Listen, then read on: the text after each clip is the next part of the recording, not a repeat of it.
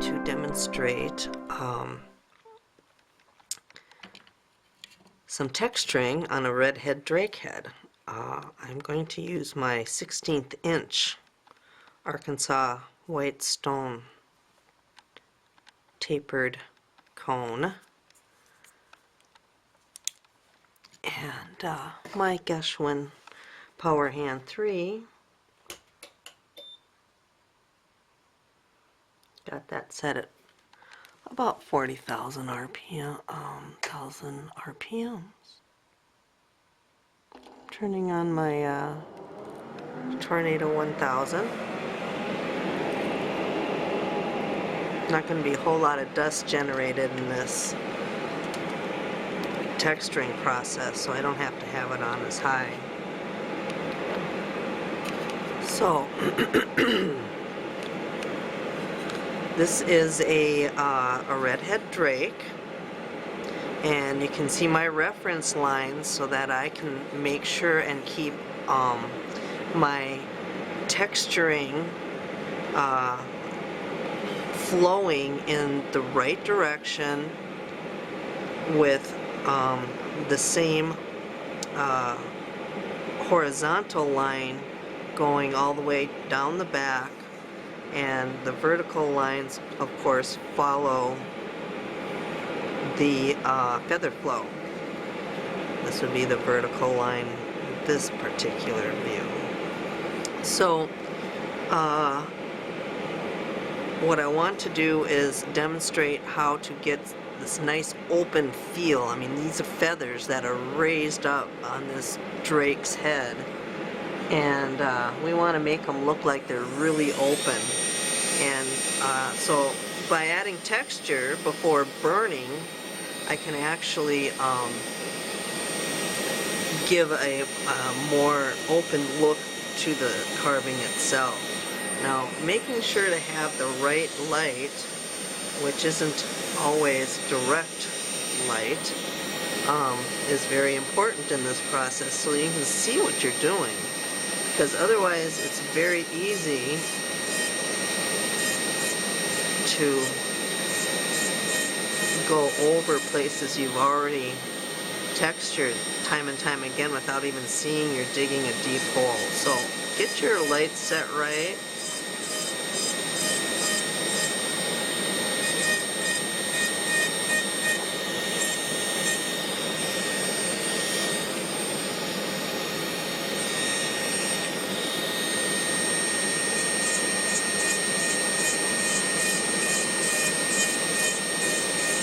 And I'm imagining small feather clumps as I do this.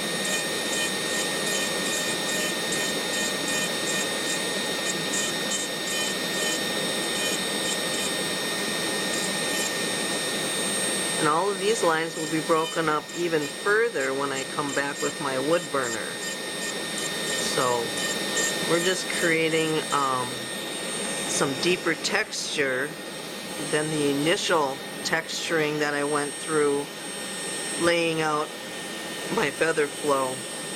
Now I don't have to even look at a photo because I know exactly which way the feathers are flowing, and the guidelines have been added to my piece. Now sometimes it's hard to get in and you'll have to actually go backwards in an area because something will be in the way. In this case, the breast is in the way for me to get down into this area the way I'd like to. So I will flip my tool over and do the work in that area upside down and backwards just to facilitate my getting into the area.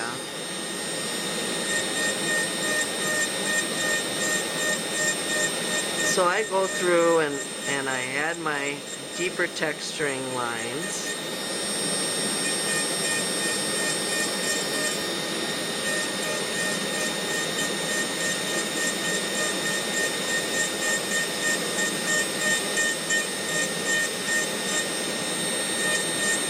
All the way throughout this head.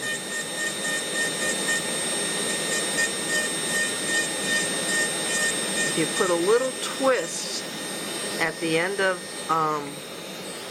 the feather barb that you're simulating with this texture, it'll end the barb and give you a more complete look to a feather clump. Now, that I will also be doing with my wood burner.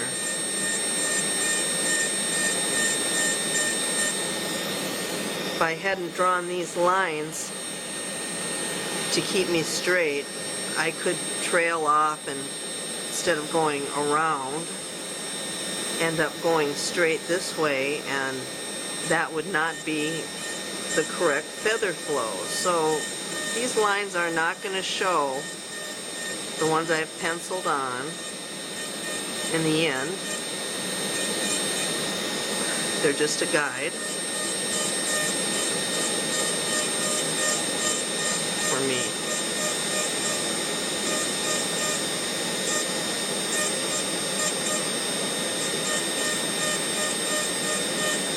It's important to be aware of your grain lines too, because your texturing stone will want to ride up on the hard, dark part of the grain line, and then it'll want to fall down in between the grain lines in the soft wood between. So be aware that that can happen, and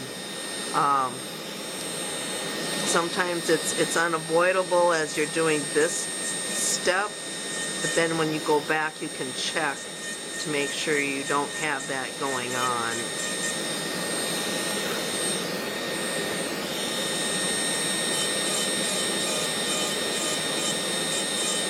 Now my feathers are getting a little bit longer.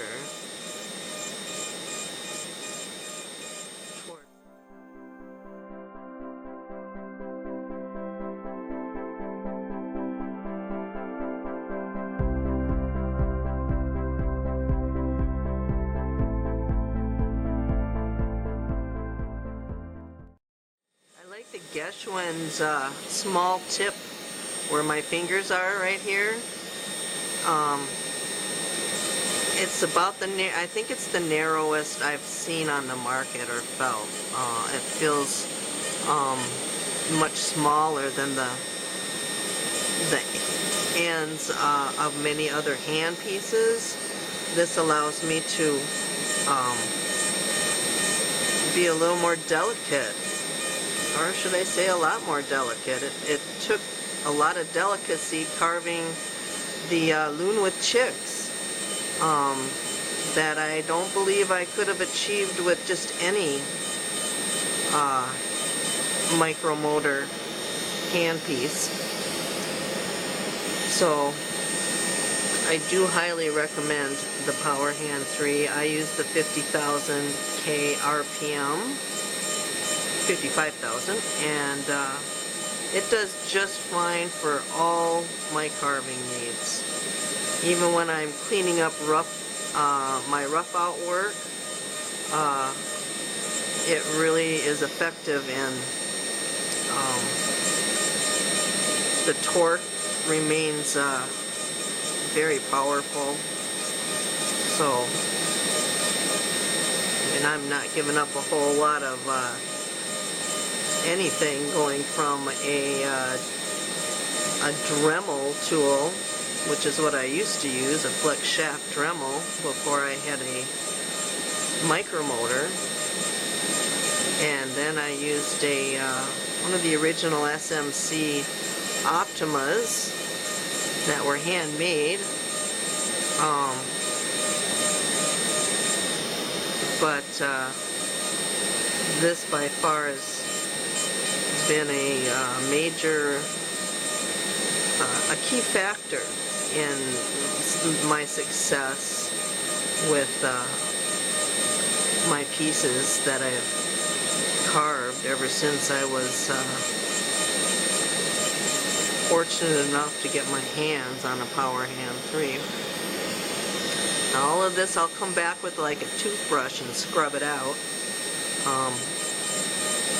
For now I just want to get the texturing done.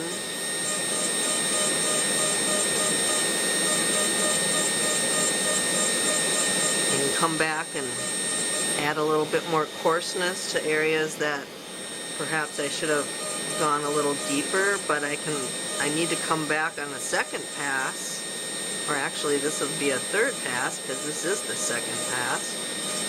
Come back in subsequent passes and clean things up, like the lines that are still present. Those guidelines, again, are just penciled in as guidelines and keep me straight from one side to the other. I'm going to move on to change my light a little bit so I can see what I am doing. I want you to be able to see as well. So, I think this will be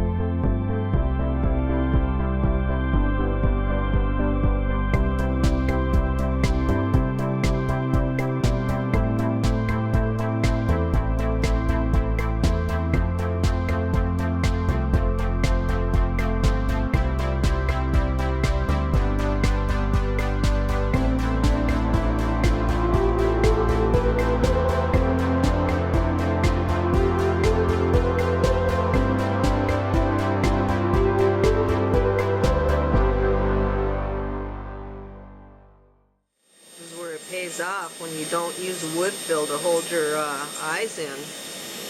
Wood fill does not texture the same, and it most certainly does not burn the same. And it doesn't accept paint the same way when it comes to oil painting.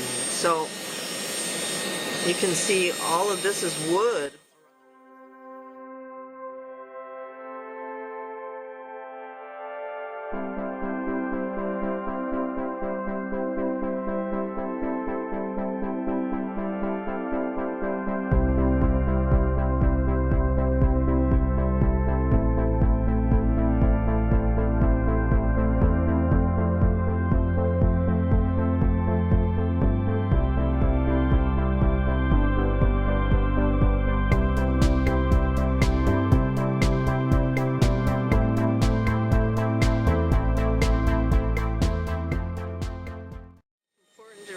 Even-handed too, so that you're not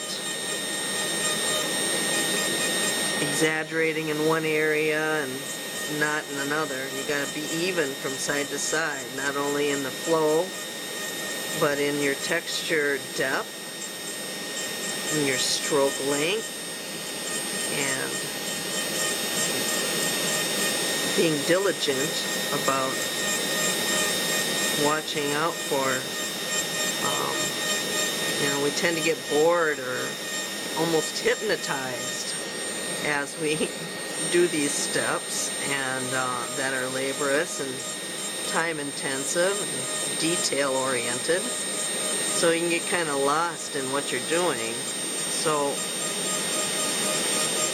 that's why I spend so much time adding reference lines with the pencil, so that when I do start to just kind of get into a mode, I'm not aimlessly adding texture that doesn't belong in a certain area in the wrong direction, and I'm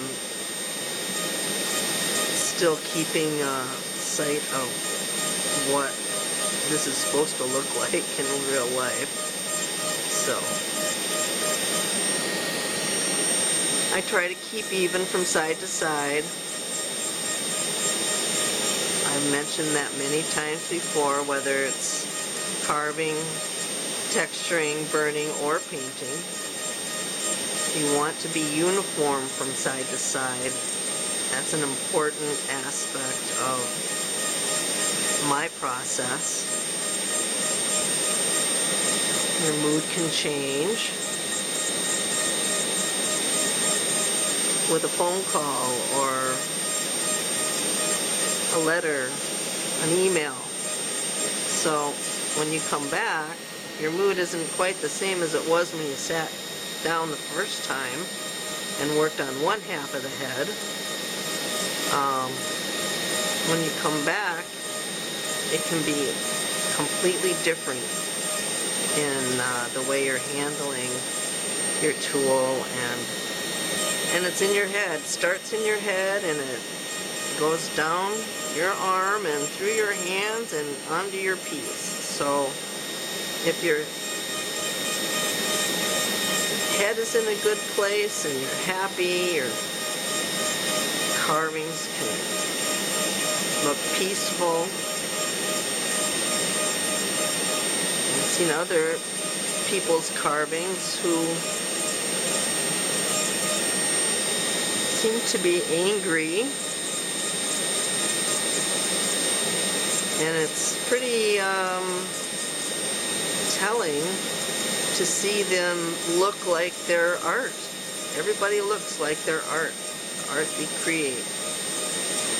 And because it is an extension of you, it's an extension of me, it's an extension of where we're at in our lives at the time. So be aware of that, and you can make it work for you. If you're in a bad mood and you're trying to carve a really light looking hummingbird, maybe it would be a good idea to hold off until your mood is changed and you're in a better place.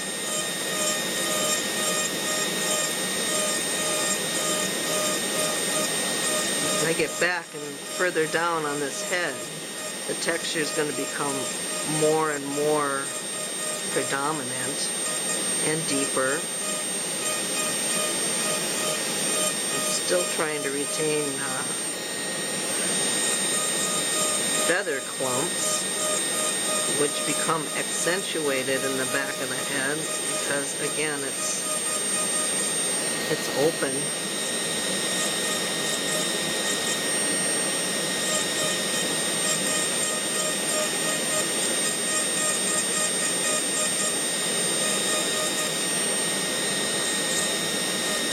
I did a lot of this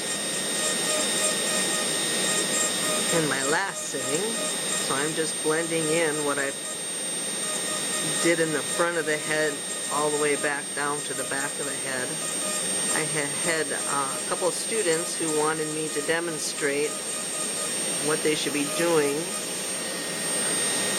with the back of their heads on their own redheads. So this is the piece I demonstrated on.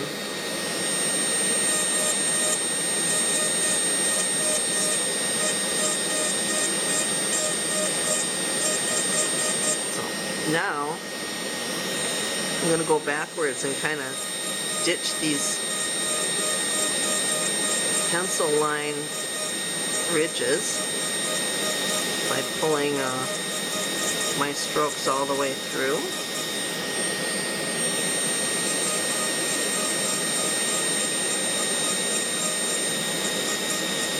We don't need stripes, but I did need uniformity. So once that's achieved, you can come back and kind of get rid of any evidence of your guidelines. And no one will be the wiser unless you make a video and show, like I am.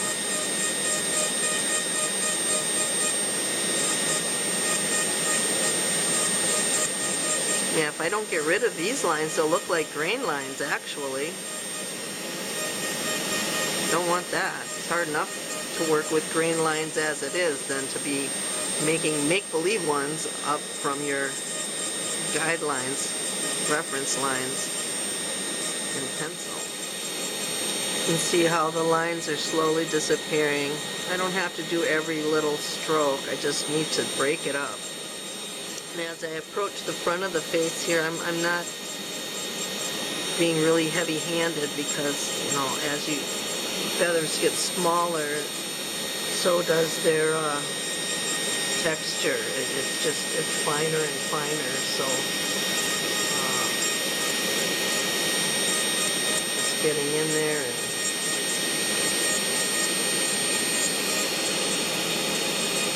stitching those in between pencil lines.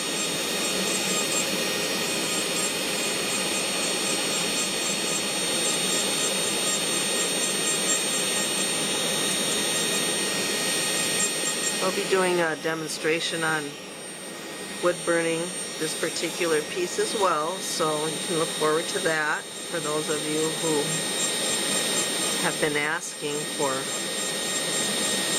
more decorative demonstrations. I thought this would be a good project for that.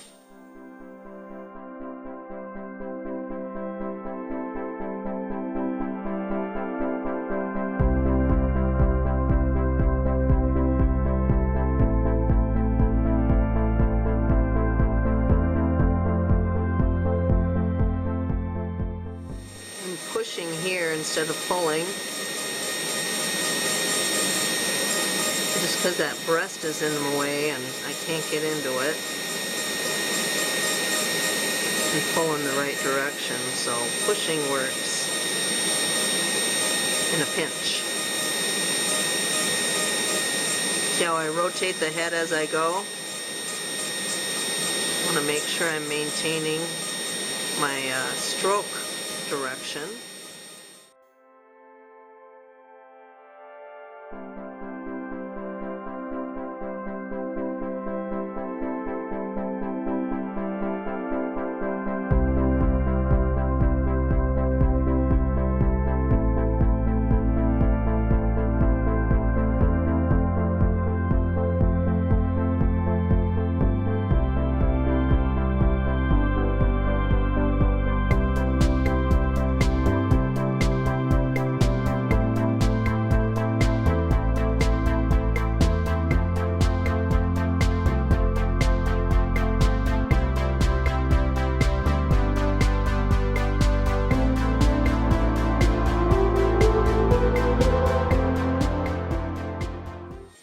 Ready for wood burning on